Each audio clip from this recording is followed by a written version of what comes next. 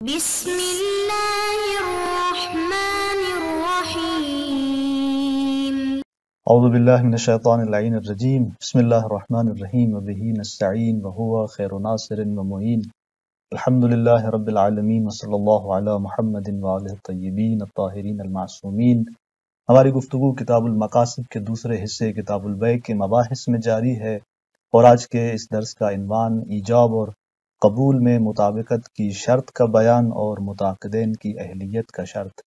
گزشتہ درس کے اندر ہم شروط کو بیان کر رہے تھے، اور آج کے اس درس کے اندر ایجاب و قبول کے درمیان مطابقت کی گفتگو، اور اس کے بعد متعاقدین جو ہیں وہ واجد شرائط ہونے چاہیے۔ اس سبب اور عقد کے آخر تک ان دو مطلب کو بیان کیا جائے گا۔ تو اس طرح آج کے ہمارے اس درس کے اہم مطالب میں سے ایک عنوان ایجاب اور قبول کے درمیان اس مطابقت کے شرط کا بیان ہے، اور پھر اس مذکورہ شرط کی دلیل جس کو شیخ انصاری رحمۃ اللہ علیہ بیان کرتے ہیں، اور پھر مذکورہ شرط پر کچھ فروعات کو بیان کر رہے ہیں، اور ہر فرق کے اندر اس کا حکم اس شرط کو مد نظر رکھتے ہوئے کہ ایجاب و قبول کے درمیان مطابقت ضروری ہے، وہ حکم کیا ہوتا ہے۔ اور اسی طرح موجب اور قابل کا واجد شرائط ہونا، یعنی دوسرے الفاظ میں اہلیت رکھنا، کہ جب وہ عقد انجام دے رہے ہیں تو تمام شرائط کے نقطہ نگاہ سے وہ اس اہل ہوں کہ وہ انشاء کو جاری کر سکیں۔ تو یہ وہ عناوین ہیں جو آج کے ہمارے اس درس کے اندر مورد گفتگو قرار پائیں گے۔ اسی طرح چلتے ہیں اپنے پہلے عنوان کی طرف کہ مطابقت شرط ہے اور اس کی دلیل کیا ہے، اور اسی طرح اس کے فروعات جو اس پر مبتنی ہوتے ہیں وہ کیا ہے۔ شیخ انصاری رحمۃ اللہ علیہ اس کو اس طرح سے آغاز کرتے ہیں کہ وَمِن جُملَةِ شُرُوطِ الْعَقْدِ التَّطَابُقُ بَيْنَ الْإِيجَابِ وَالْقَبُولِ، کہ عقد کے ان شروط میں سے ایک جو شرط ہے وہ ایجاب اور قبول کے درمیان کی مطابقت ہے، کہ بائع اور مشتری جب یہ ایجاب و قبول جاری کرتے ہیں تو جس طرح سے وہ ایجاب جاری ہو رہا ہوتا ہے قبول بھی اسی کے مطابق ہونا چاہیے۔ یہ مطابقت کس چیز کے اندر ضروری ہے؟ خود شیخ انصاری کی جو آگے عبارت آ رہی ہے اسی عبارت سے واضح ہے کہ یہ معنی اور مضمون کے اندر مطابقت کو لازم جانتے ہیں، لہٰذا الفاظ کی مطابقت مد نظر نہیں ہے۔ اگر طرف نے کہہ دیا بے تو یہاں پر لازم نہیں ہے کہ وہاں مشتری آ کر ابتاع تو کہے تاکہ الفاظ کے اندر تطابق پیدا کرے، یا اگر انکح تو کہہ دیا تو یہاں پر ضروری نہیں ہے کہ وہ قبلت النکاح کہہ کے ایک تطابق لفظی صورت میں ایجاد کرے، بلکہ یہاں قبلت التزویج بھی ہو سکتا ہے۔ تو بس یہ تطابق کہاں مراد ہے؟ فرماتے ہیں کہ یہ مضمون اور اس کے محتوا کے اندر تطابق جو ہے وہ مد نظر ہے۔ فرماتے ہیں کہ پس فلو اختلف فی المضمون، اگر یہ موجب اور وہ مشتری اختلاف رکھتے ہیں، اختلاف پیدا کرتے ہیں مضمون عقد کے اندر۔ مضمون کے اندر اختلاف کا معنی کیا ہے؟ خود شیخ انصاری اس کی تفسیر فرماتے ہیں کہ بِأَنْ أَوْجَبَ الْبَيْعَ عَلَى وَجْهٍ خاص، کہ بائع ایک طرف سے ایجاب جاری کرتا ہے بیع کے حوالے سے، اور وہ بھی ایک خاص وجہ پر ایجاب جاری کرتا ہے۔ کہ وہ خاص وجہ کیا ہے؟ دو تین مثالوں کے ذریعے شیخ انصاری اس کو بیان کرتے ہیں۔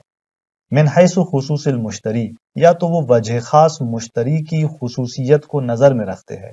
یعنی بائع آ کر کہتا ہے مد مقابل کو کہ میں نے یہ جو چیز بیچی ہے وہ تجھے بیچی ہے، جبکہ وہ مشتری کہہ رہا ہوتا ہے کہ میں نے یہ خریدی ہے لیکن نہ اپنے لیے بلکہ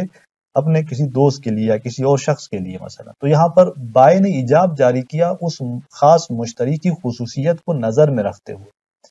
اب المسمن، یا وہاں پر بائع نے جو ایجاب جاری کیا ہے وہ مسمن یعنی مبی کی خصوصیت کو نظر میں رکھتے ہوئے ہے۔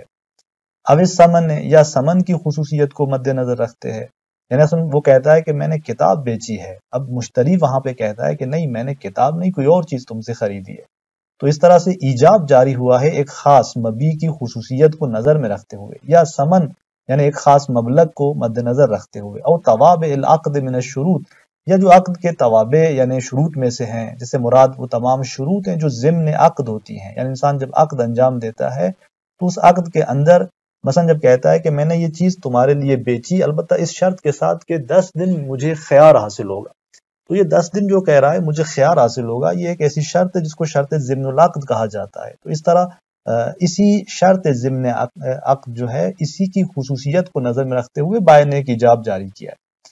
اب بائع نے جب اس طرح سے ایجاب جاری کیا، ادھر سے فقبل المشتری علی وجہ آخر، مشتری نے قبول جاری کیا، قبول کہا لیکن ایک اور جہت پر۔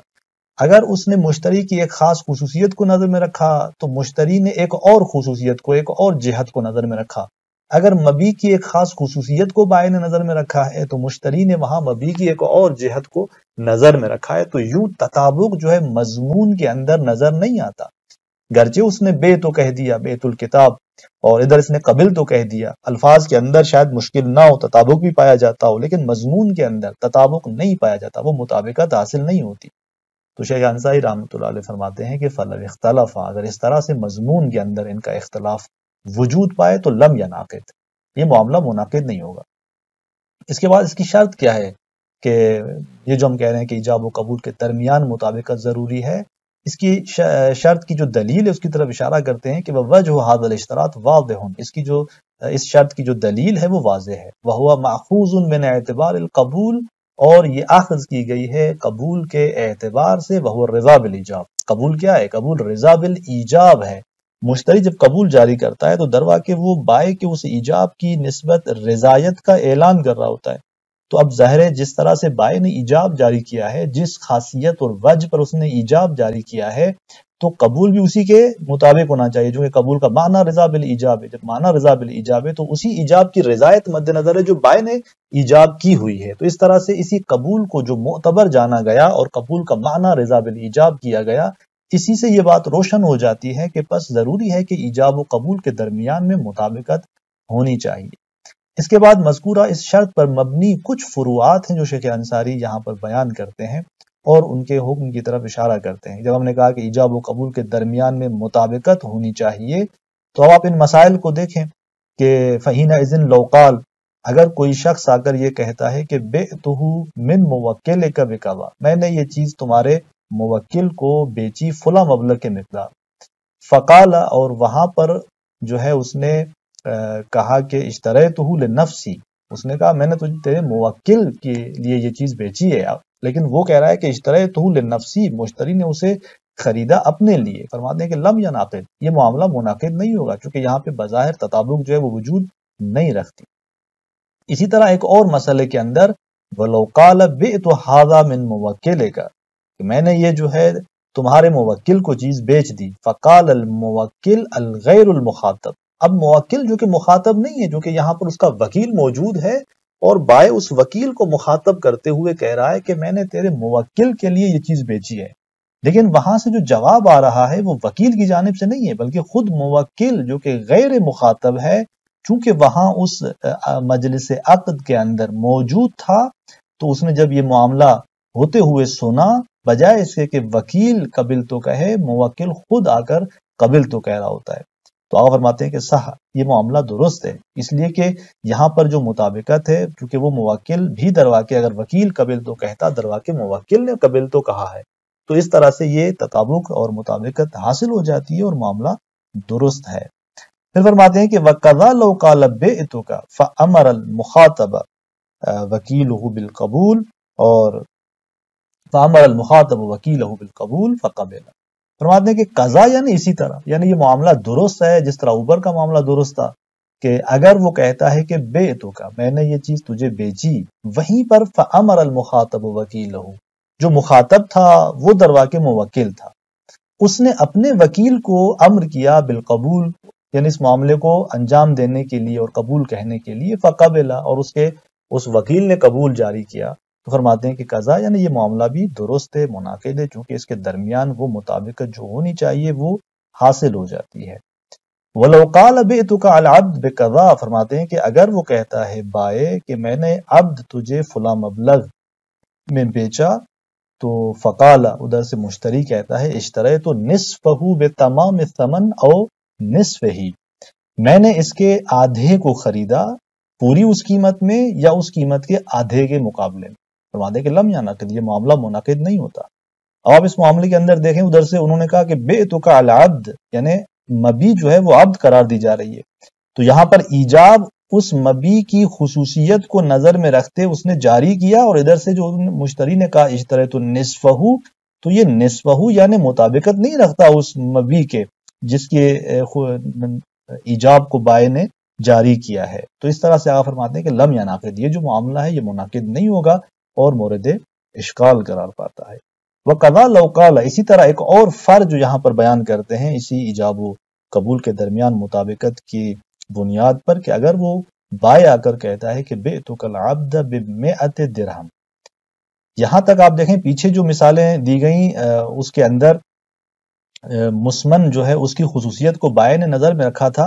اور یہ جو مثال دے رہے ہیں یہاں پر آپ دیکھیں سمن کو نظر میں رکھا جا رہا ہے، اس کی خصوصیت کو دیکھا جا رہا ہے کہ کہتے ہیں کہ وقضا لو قال، اسی طرح معاملہ منعقد نہیں ہوگا، قضا یعنی لم ینعقد،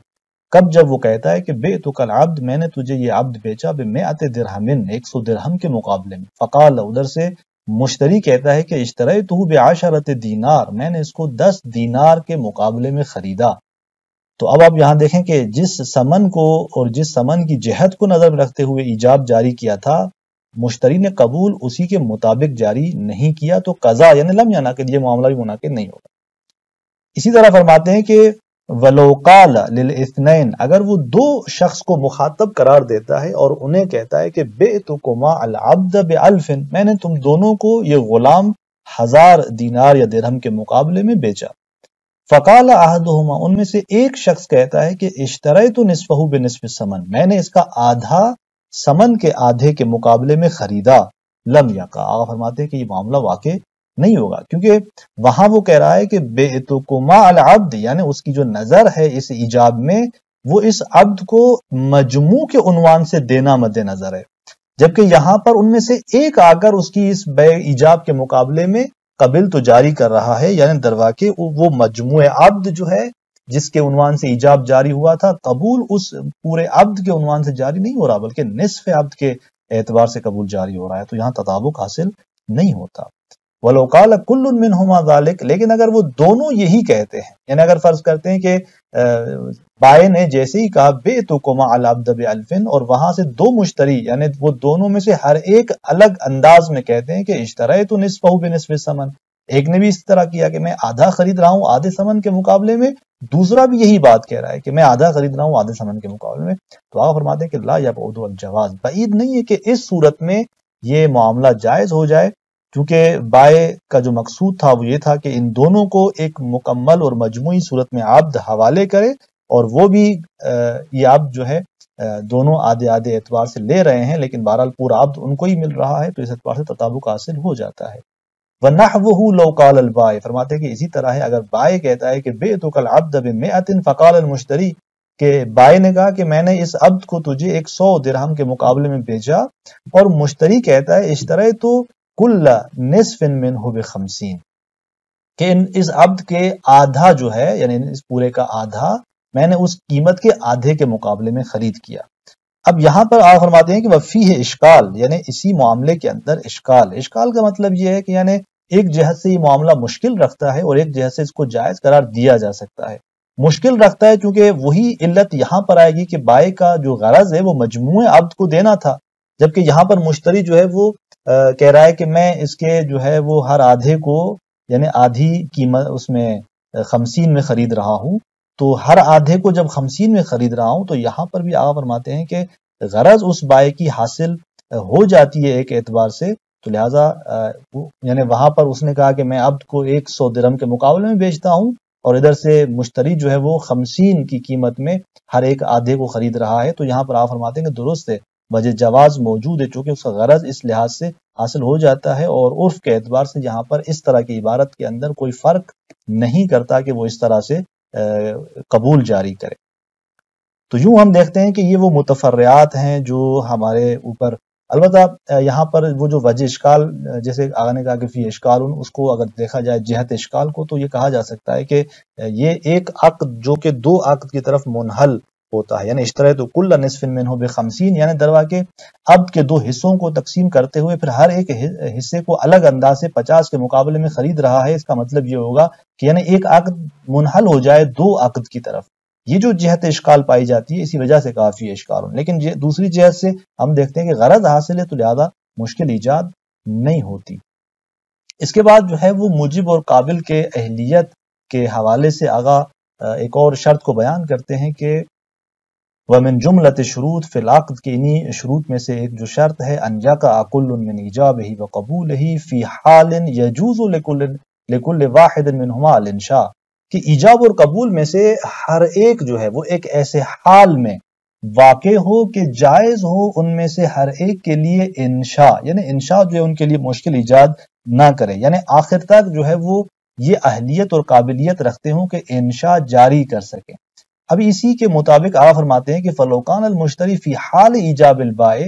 غیر قابل للقبول، اگر بائع کے ایجاب کے وقت مشتری اگر قابلیت نہیں رکھتا قبول کی، او خرج البائع حال القبول عن قابلیت الایجاب، یا بائع خارج ہو جائے اس قبول کے وقت ایجاب کی قابلیت سے، کہ جب مشتری قبول کہہ رہا ہے تو وہاں بائع اس ایجاب کی قابلیت سے نکل جائے، تو فرماتے ہیں کہ لم ینعقد، یہ معاملہ منعقد نہیں ہوگا، چونکہ شرط یہ ہے کہ جب تک یہ معاملہ قبول کے ذریعے تمام نہیں ہوتا تب تک بائع کو یعنی اس طرح قابلیت اور اہلیت رکھنی ہے جس طرح اس نے پہلے ایجاب جاری کیا تھا، وہ آخر تک اس قابلیت کو رکھتا ہو۔ اسی طرح مشتری، بس اگر یہ قابلیت کہیں پر بھی ختم ہو گئی راستے میں اس اثناء عقد کے اندر، فرماتے ہیں کہ نہیں، لم ینعقد، عقد منعقد نہیں ہوتا۔ اور پھر اس کے دو جو ہیں وہ فرض بیان کرتے ہیں کہ جہاں یہ اہلیت نہیں پائی جاتی بائع یا مشتری میں سے کسی ایک کے لیے، اس کے دو فرض ہیں۔ عدم اہلیت کی ایک صورت وہاں ہے جہاں مورد خطاب ہونے کی قابلیت نہ رکھنے کے سبب ایک شخص جو ہے وہ اپنی واجد شرائط ہونے سے خارج ہو جاتا ہے۔ لہذا فرماتے ہیں کہ ثم ان عدم قابلیتہما، ان دونوں کا قابل نہ ہونا، ان کان لعدم کونہما قابلین للتخاطب، یا تو اس وجہ سے ہے کہ چونکہ یہ دونوں تخاطب کی قابلیت نہیں رکھتے، یعنی یہ اس قابلیت نہیں رکھتے کہ ان کو مورد مخاطب قرار دیا جائے۔ اس کی مثال جیسے کل موت ہے، مثلا اگر بائع نے ایجاب جاری کیا اور اس کے بعد وہ دنیا سے چلا گیا، تو اب مشتری اگر قبل تو جاری کرتا ہے تو کس کو مخاطب قرار دے گا؟ بائع کو، بائع تو دنیا سے چلا گیا، یعنی وہ اس حال میں نہیں ہے کہ اس کو مورد گفتگو قرار دیا جائے، مورد خطاب قرار دیا جائے۔ اسی طرح مثلا جنون طاری ہوتا ہے، اسی طرح مثلا ایک بے ہوش ہو جاتا ہے، بھلے نوم، بلکہ ان سے بھی ضعیف تر حتیٰ نوم کی صورت میں، یعنی اگر ایک شخص ایجاب جاری کرنے کے بعد سو جاتا ہے تب بھی یہاں پر قبل تو کہنے والا وہ مشتری جو ہے اسے مورد تخاطب قرار نہیں دے سکتا۔ تو یہاں آپ فرماتے ہیں کہ یہ دونوں ان میں سے کوئی بھی ایک ان اسباب کی وجہ سے اہلیت نہیں رکھتے اور معاملہ منعقد نہیں ہوتا۔ فوجہ الاعتبار عدم تحقق معنی المعاقدۃ والمعاہدۃ حینئذ، وجہ کیا ہے کہ ہم کہتے ہیں کہ یہاں پر قابلیت اور اہلیت جو ہے وہ معتبر ہے؟ اس اعتبار کی وجہ یہ ہے کہ معاہدہ اور یہ معاقدہ کا جو لفظ ہے کہ یعنی یہ دونوں ان پر عقد صدق کرتا ہو کہ یہ معاقد ہے، وہ معاہد ہے، ایک معاملہ کرنے والا ہے، تو یہ جو معاقدہ اور معاہدہ کا جو معنی ہے، آپ فرماتے ہیں کہ اس صورت میں کہ جب وہ واجد شرائط نہ ہو یہ تحقق نہیں پاتا، تو لہٰذا جب یہ تحقق نہیں پاتا تو معاملہ منعقد نہیں ہوتا۔ اسی وجہ سے کہتے ہیں کہ بس معتبر ہے کہ وہ دونوں واجد شرائط ہوں، لیکن اسی مطلب کو نقض کیا جاتا ہے ایک اور بات سے جس کو اگلے درس کے اندر بیان کرتے ہیں کہ کس طرح سے یہ جو مطلب ہے مورد اشکال قرار پاتا ہے۔ السلام علیکم ورحمۃ اللہ وبرکاتہ۔